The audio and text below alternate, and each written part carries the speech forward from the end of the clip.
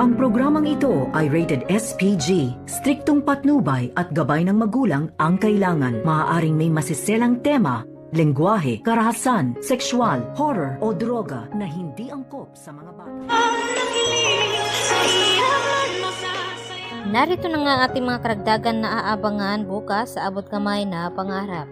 Dahil sa nakita nga dito ni Lynette na pabango ni Irene ay dito naman na naghinala na itong si Lynette kung bakit nagigilty itong si Carlos Benitez at hindi nga mapakali at tila natutulala nga ito.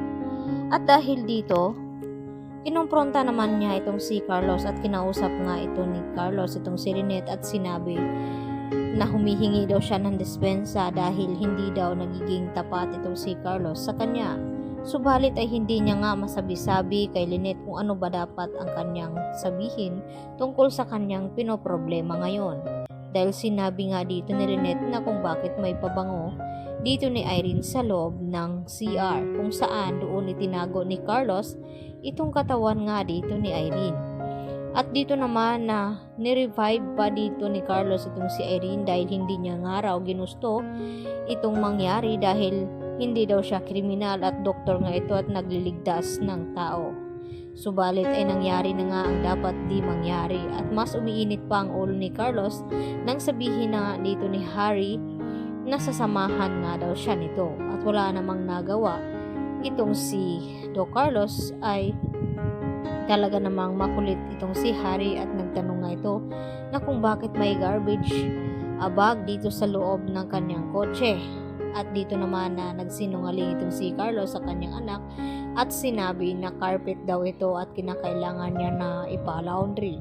At nagsuggest itong si Harry na siya na lamang ang gagawa nito dahil gabi na nga at wala na nga siguro magla-laundry ngayon. At napataas naman ang boses dito ni Carlos kay Harry at nang makarating na nga sila sa hotel ay mas lalong uminit pa ang ulo dito ni Carlos nang sabihin nga ni Harry na siya na lamang daw ang bibili ng pagkain. At ang sagot ni Carlos na wag na daw matigas ang ulo ni Harry at siya na nga raw ang bahala na lumabas.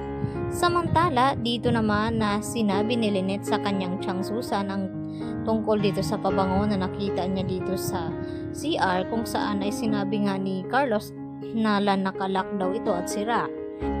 At dito rin na sinabi ni Lynette kay tiyang Susan na tila masama ang kanyang kutob dito kay Carlos na kung bakit palagi daw itong tulala at may kakaibang kinikilos.